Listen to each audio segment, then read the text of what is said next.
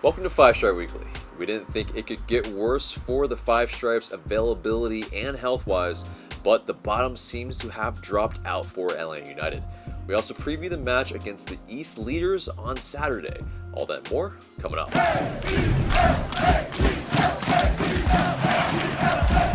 Welcome to the show, 5 Stripe fam. I'm AJ. Before we get into it, become part of the notification squad by hitting the bell next to the subscribe button on YouTube. This segment is sponsored by Thinking Man Tavern, a cozy Decatur neighborhood pub. Grab a tasty beverage from a wide variety of selections and a plate of something delicious from the menu. To go, check out Thinking Man Tavern. 5 Stripe fam, here's your opportunity to support the work with voluntary pledges on Patreon. We know it's a tough time for everybody, but it's a tough time for Atlanta United and for content creators out there. We'd love for you to help and support our work on this channel, but we look forward to seeing you on patreon.com/Atl Utd Fan TV.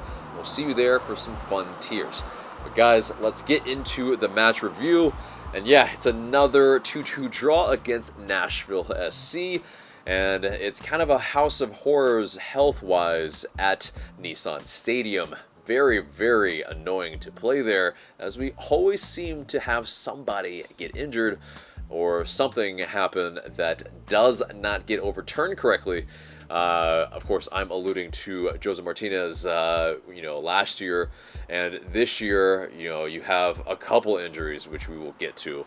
And yeah, in that previous match, it was Ezequiel Barco's,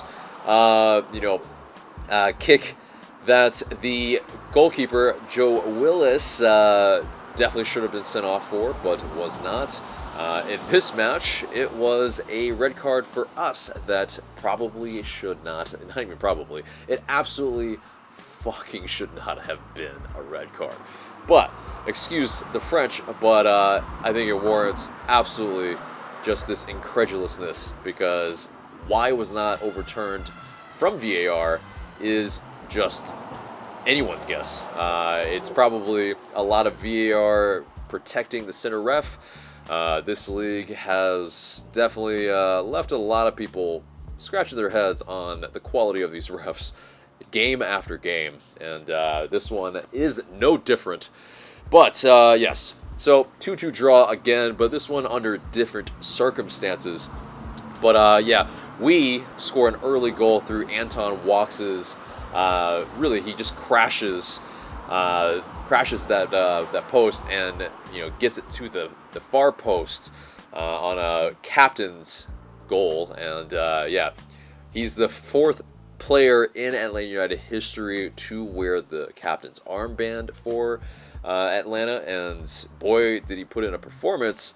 I feel like he led our center back line like he's always done this season, and yeah, he gets a captain's goal for his efforts. And so yeah, things are looking kind of good when we first start this match, but you know how soft we are at keeping leads right now.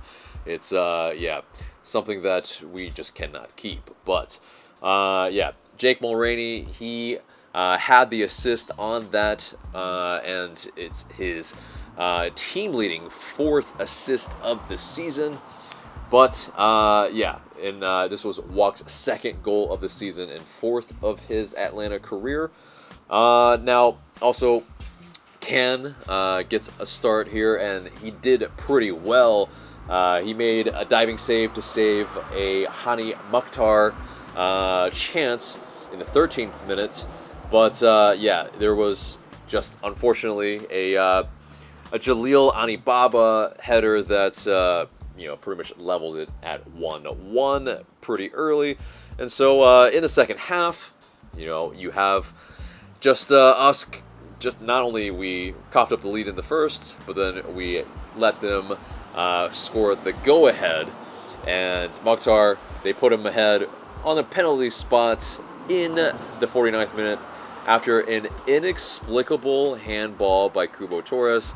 It's there's just not even explaining why he would put his hand out when it's his head is maybe a few inches from his hand. just go for and especially this. If it's going to go over your head, just let it go. So it doesn't make any sense why Kubo went for it.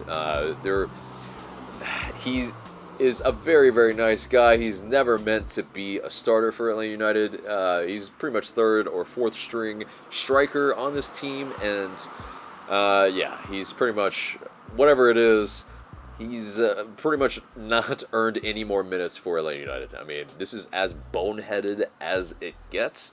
So, yeah, I would be happy to not see Torres ever get a start for Atlanta United ever again.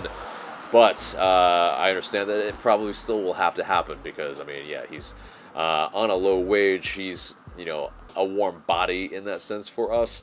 But, yeah, I mean, all due respect to MLS veteran Kubo Torres, I think he's past it. I mean, you know, he hasn't scored in something like 400 some odd minutes. It's just not good enough. And, you know, it's, I think, high time for us to try some younger guys, hungrier guys, some guys that maybe just, you know, aren't past it like Kubo Torres. But we responded in the 59th minute with a Jackson Conway header, and it made it 2-2. And in just his third MLS appearance, Jackson Conway, the homegrown, was able to head it into the near post. And yeah, just well placed past Joe Willis. But you know, it's after that, it's we're fighting for trying to maybe get a game winner, but we have a ridiculous red card. Yeah, basically Jake Mulroney is able to pretty much yeah, you know, chase down and put in a good tackle, but the referee Joe Dickerson, he thinks differently. He doesn't really have a good vantage point. He pulls out a red, and Jake Mulroney is sent off with a straight red. And yeah, I mean, VAR takes a look at it. Doesn't make any sense that they did, because they would have seen that he got a lot of ball. And yeah, pretty much Dogso was called here, and unrightfully so. Yeah, it's I don't know what to say, anything else about the state of these refs in MLS. It's just piss poor.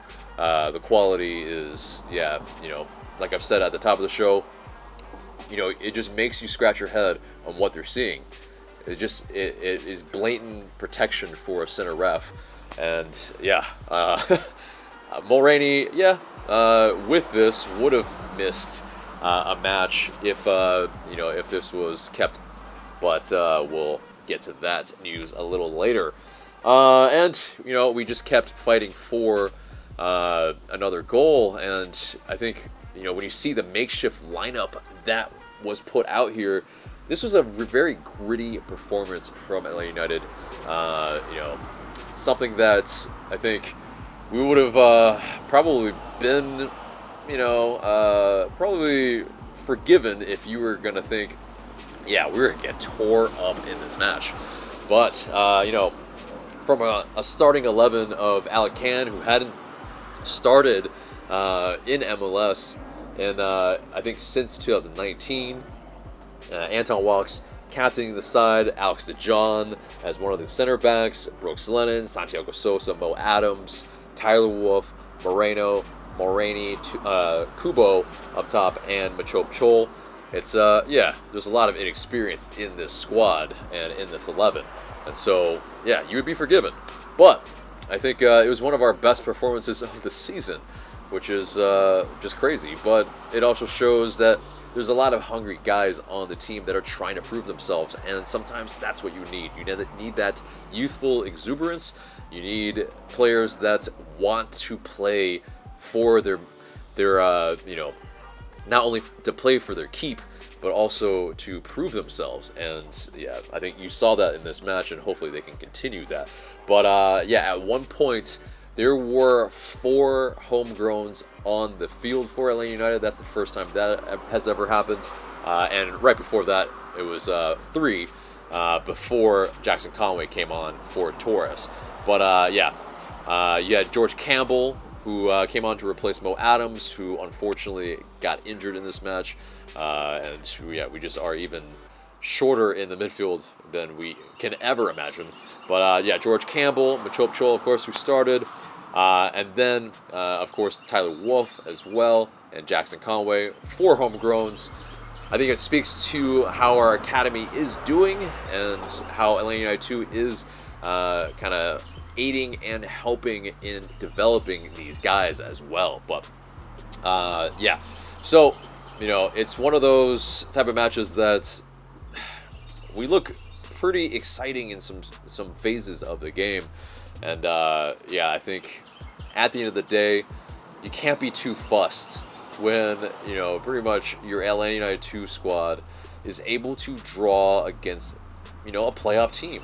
So it's something that a playoff team in 2020 in Nashville SC. So those are the positives. Although yes, we just keep losing players, and hopefully any player that just has and is asked to step up does. But I'll wrap a bow on this match, and basically it's a pretty good showing from a very hobbled and makeshift side. But next up for Atlanta United is the New England Revolution on Saturday, and we'll have that match preview for you later on in the show. So let's get into the news, though, and yes, some good news finally. In Jake Mulroney, his red card was rescinded after an independent review panel was able to look at it, and they overturned it unanimously. The Atlanta United admin on Twitter had some perfect snarkiness for this, as well as Darren Eales, who, he said, he tweeted, "Knock me down with a feather." But it's just, finally we have some good news after so much kind of availability and health news that has just gone awry for Atlanta United. He will be available to play against the New England Revolution. So good news there. And since this appeal was successful, the club maintains the 2 unsuccessful appeals for any future red cards in the 2021 season. So that's good. But there were 2 injury updates from the team this week as well. And Mo Adams, unfortunately, will be out for 2 to 3 months. He just got back from hernia surgery, and now a quadriceps injury will keep him out for 2 to 3 months. That's brutal for Mo Adams, and especially for our midfield as well. It's just, we're already short. And we can't catch a break, pretty much. And during this match also as well, where Nashville fans were booing Alex Taejon, who landed on his arm awkwardly, and he tweeted out afterwards after the match that he has a broken left elbow. And yes, the team also announced that he will be on a week-to-week basis. So we'll find out if he's eligible to play against New England Revolution or not. I would imagine he would probably get a break for this match at the very least. But guys that come in, they immediately get injured. It's just the shitty luck that we're under pretty much right now. But moving on from that, Jackson Conway, he makes the MLS Team of the Week bench. Congrats with that thunderous header. He does make an MLS Team of the Week. I mean, that's great news. He didn't even start the match, and he gets a Team of the Week nod. That's really, really great news. Moving on from that, Miles Robinson, he started for the U.S. men's national team in the Gold Cup, and he went the full 90 in their 1-0 win versus Haiti. And Guzan and Bell, they made the bench during this match, but they did not see any minutes. But moving on to the transfer rumor of the week. And this, according to various reports and ESPN, Carlos Tevez has been linked with Atl Utd. Apparently, there were pretty much some proposals from Minnesota United, from Inter Miami, and Atlanta United. Now, if that's actually possible, usually MLS teams, they're not allowed to kind of bid against each other in that sense. So if there's one team interested, pretty much there's only one team interested. So yeah, there's a little bit of implausibility with this rumor. But Doug Roberson, he did tweet in about this rumored interest that Heinze said he hasn't spoken to Tevez in a long time.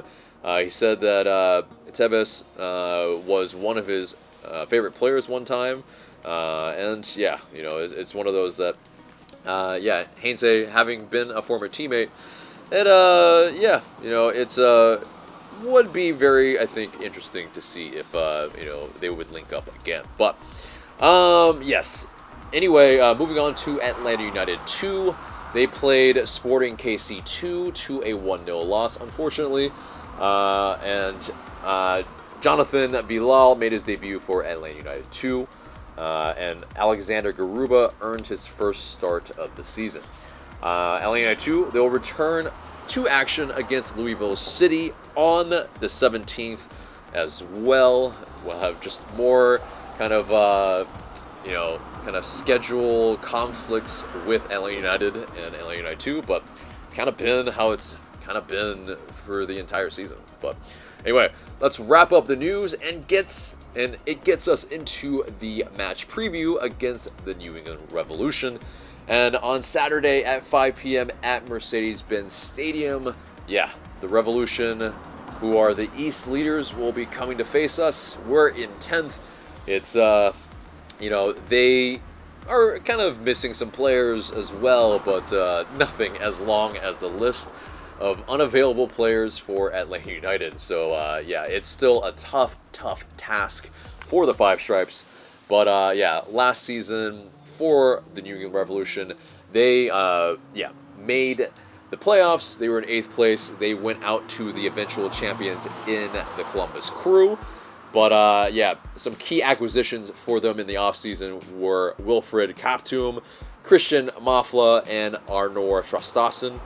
The key losses were Diego Fagundes and Christian Pania, a couple of stalwarts. But yeah, you know, clearly they're not missing them. They're first in the East.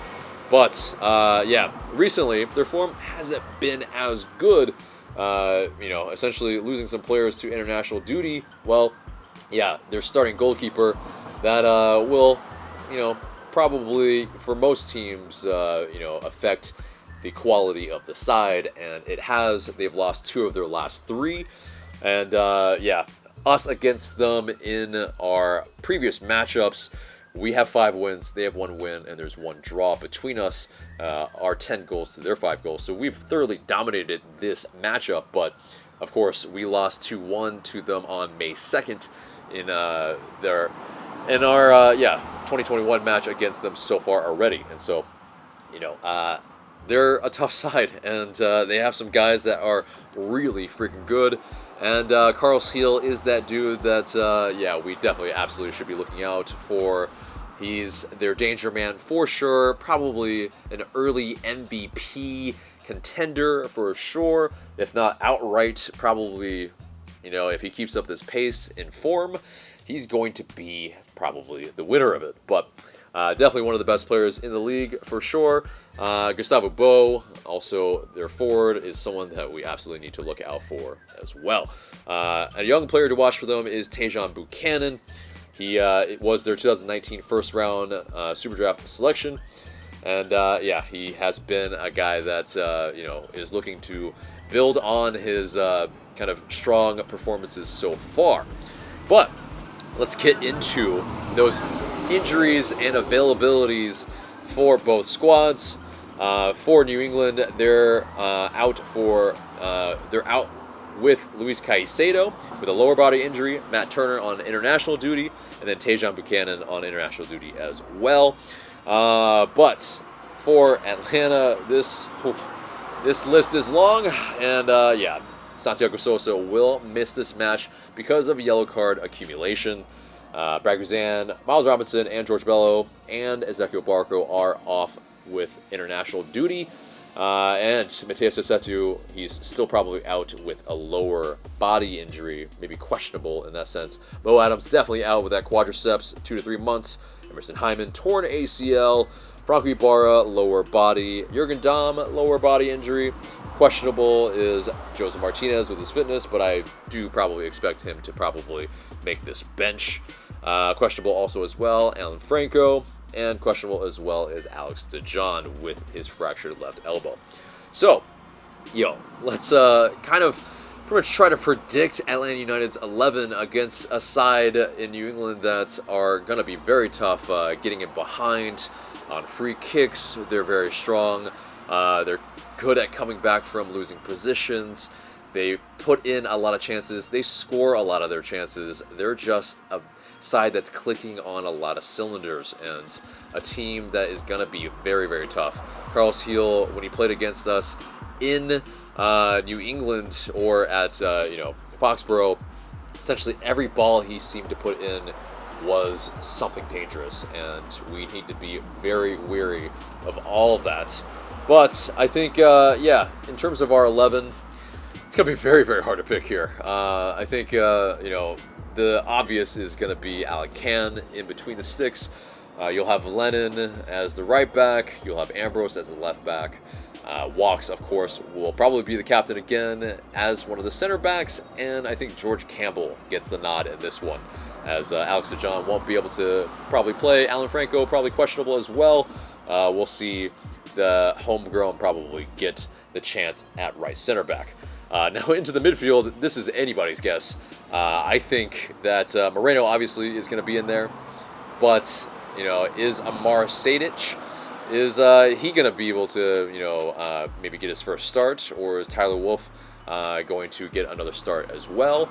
I think I kind of lean towards Sejdic here, who needs to be bedded in, and he's got a little bit more experience than Tyler Wolff here against a very, very strong side in the New England Revolution.